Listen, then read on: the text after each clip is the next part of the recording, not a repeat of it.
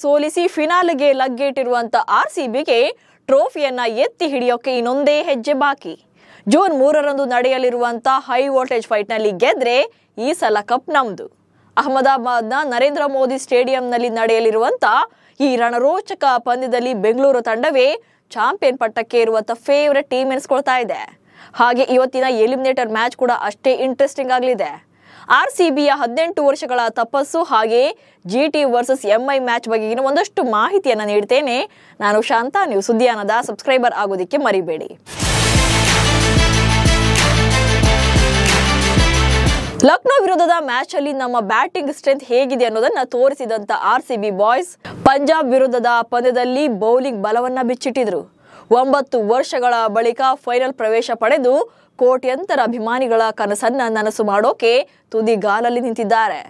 ಅದರಲ್ಲೂ ಈ ಹಿಂದಿನ ಸೀಸನ್ಗಳ ಒಂದಷ್ಟು ಅಂಕಿಅಂಶಗಳು ಆರ್ಸಿಬಿ ಪರವೇ ಇರೋದು ಮತ್ತಷ್ಟು ಕಾನ್ಫಿಡೆನ್ಸ್ ಅನ್ನ ಜಾಸ್ತಿ ಮಾಡಿದೆ.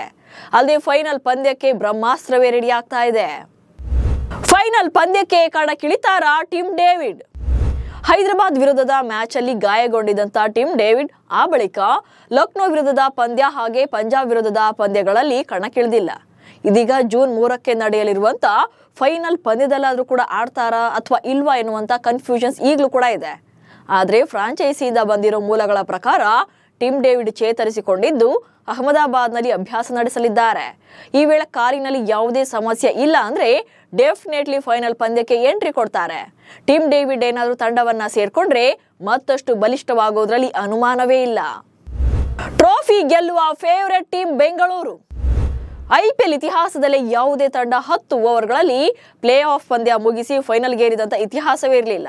ಆದ್ರೆ ಈ ಬಾರಿ ರಾಯಲ್ ಚಾಲೆಂಜರ್ಸ್ ಬೆಂಗಳೂರು ತಂಡ ಹೊಸ ಚರಿತ್ರೆ ಬರೆದು ಫಿನಾಲೆ ಟಿಕೆಟ್ ಅನ್ನ ಗಿಟ್ಟಿಸಿಕೊಂಡಿದೆ. ಅಲ್ಲದೆ ಬೆಂಗಳೂರು ತಂಡದ ಜರ್ನಿ ಹಾಗೆ ಈ ಹಿಂದಿನ ಚಾಂಪಿಯನ್ ಟೀಮ್ಗಳ ರೆಕಾರ್ಡ್ಸ್ ಅನ್ನ ನೋಡಿದ್ರೆ ಆರ್ಸಿಬಿಎ ಟ್ರೋಫಿಯನ್ನ ಎತ್ತಿ ಹಿಡಿಯುವಂತ ಚಾನ್ಸಸ್ ಜಾಸ್ತಿ ಇದೆ. ಪಾಯಿಂಟ್ಸ್ ಟೇಬಲ್ ನಲ್ಲಿ ದ್ವಿತೀಯ ಸ್ಥಾನ ಅಲಂಕರಿಸಿದಂತ ತಂಡವೇ ಬಹುತೇಕ ಬಾರಿ ಕಪ್ಗಳನ್ನ ಗೆದ್ದಿದೆ. ಅಂಕಪಟ್ಟಿಯಲ್ಲಿ 2ನೇ ಸ್ಥಾನದಲ್ಲಿದ್ದ ತಂಡ ಐಪಿಎಲ್ ನಲ್ಲಿ ಕಪ್ ಗೆಲ್ಲುವಂತ ಸಾಧ್ಯತೆ 57%. ಅದೇ ಮೊದಲ ಸ್ಥಾನದಲ್ಲಿದ್ದಂತ ತಂಡದ ಚಾನ್ಸ್ 35% ಹಾಗೆ 3ನೇ ಸ್ಥಾನದಲ್ಲಿ ಕಾಣಿಸಿಕೊಂಡ ತಂಡದ ಚಾನ್ಸ್ 7%. ಅಂದ್ರೆ ಇಲ್ಲಿ ದ್ವಿತೀಯ ಸ್ಥಾನದಲ್ಲಿದ್ದಂತ ತಂಡಗಳೇ ಹೆಚ್ಚಿನ ಸಲ ಟ್ರೋಫಿಯನ್ನ ಗೆದ್ದುಕೊಂಡಿವೆ. ಹಾಗೆ ಐಪಿಎಲ್ ಇತಿಹಾಸದಲ್ಲಿ ಮೊದಲ ಕ್ವಾಲಿಫೈಯರ್ ಪಂದ್ಯದಲ್ಲಿ ಗೆದ್ದ ತಂಡ 11 ಬಾರಿ ಟ್ರೋಫಿಯನ್ನ ಎತ್ತಿ ಹಿಡಿದಿದೆ. ಈ ಬಾರಿ ಮೊದಲ ಕ್ವಾಲಿಫೈಯರ್ ಪಂದ್ಯ ಗೆದ್ದ ತಂಡ ಆರ್ಸಿಬಿ. ಕಳೆದ 7 ವರ್ಷಗಳಿಂದ ಮೊದಲ ಕ್ವಾಲಿಫೈಯರ್ ಪಂದ್ಯವನ್ನ ಗೆದ್ದ ತಂಡಗಳೇ ಫೈನಲ್ ನಲ್ಲಿ ಸೋತೇ ಇಲ್ಲ. ಹೀಗಾಗಿ ಈ ಬಾರಿ ಆರ್ಸಿಬಿ ತಂಡಕ್ಕೆ ಗೆಲ್ಲುವಂತ ಸಾಧ್ಯತೆ ಹೆಚ್ಚಾಗಿದೆ. ಮಾಡು ಇಲ್ಲವೇ ಮಡಿ ಮ್ಯಾಚ್ ನಲ್ಲಿ Gujarat and Mumbai.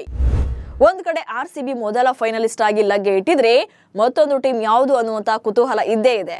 Play of ನಲ್ಲಿರುವಂತಹ 3 ತಂಡಗಳಿಗೂ ಕೂಡ ಈಗಲೂ ಅವಕಾಶ ಇದೆ. ಅದರಲ್ಲೂ ಇವತ್ತು ನಡೆಯಲಿರುವಂತ ಎಲಿಮಿನೇಟರ್ ಮ್ಯಾಚ್ ಮೋಸ್ಟ್ ಇಂಪಾರ್ಟೆಂಟ್ ಆಗುತ್ತೆ. ಉಭಯ ತಂಡಗಳು ಕೂಡ ಸೂಪರ್ ಸ್ಟ್ರಾಂಗ್ ಆಗಿವೆ. ಗುಜರಾತ್ ಟೈಟನ್ಸ್ ತಂಡ ಕಳೆದ 4 ಆವೃತ್ತಿಗಳಲ್ಲಿ 3ನೇ ಬಾರಿ ಪ್ಲೇ ಆಫ್ಗೆ ಬಂದಿದೆ. 22ರಲ್ಲಿ ಚಾಂಪಿಯನ್ ಪಟ್ಟಕ್ಕೂ ಕೂಡ ಏರಿದೆ, ಅಂದ್ರೆ 2022ರಲ್ಲಿ.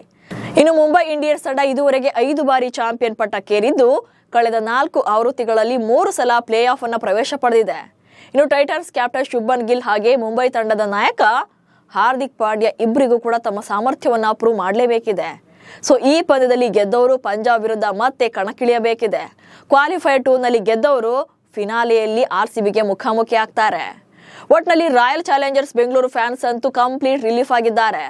2009, 2011 ಹಾಗೆ 2016ರಲ್ಲಿ ಫೈನಲ್ ತಲುಪಿದ್ರು. 2016ರ ನಂತರ ಇದೇ ಮೊದಲ ಬಾರಿಗೆ ಫೈನಲ್ಗೆ ಬಂದಿದ್ದಾರೆ. ಸೊ 9 ವರ್ಷಗಳ ನಂತರ ಫೈನಲ್ಗೆ ಬಂದಿರೋದೇ ದೊಡ್ಡ ಖುಷಿ. ಅದರಲ್ಲೂ ಈ ಸೀಸನ್ ಅಲ್ಲಿ ಆರ್ಸಿಬಿಯ ಪರ್ಫಾರ್ಮೆನ್ಸ್, ಜರ್ನಿ, ಟೀಮ್ ಎಲ್ಲ ನೋಡಿದಾಗ ಈ ಸಲ ಕಪ್ ನಮ್ದೇ ಅನ್ನುವಂತ ನಂಬಿಕೆ ಮತ್ತಷ್ಟು ಗಟ್ಟಿ ಆಗ್ತಾ ಇದೆ. ಸೊ ನಿಮ್ಮ ಪ್ರಕಾರ ಆರ್ಸಿಬಿಗೆ ಯಾರು ಎದುರಾಳಿ ಆದ್ರೆ ಪ್ಲಸ್ ಆಗಬಹುದು? ಇವತ್ತಿನ ಎಲಿಮಿನೇಟರ್ ಮ್ಯಾಚ್ ಅಲ್ಲಿ ಗೆಲ್ಲೋದು ಯಾರು ಅನ್ನೋದನ್ನ ಕಮೆಂಟ್ಸ್ ಮೂಲಕ ತಿಳಿಸಿ. ಹಾಗೆ ಸುದ್ದಿಯನ್ನು ಫಾಲೋ ಮಾಡಿ. ನಮಸ್ಕಾರ.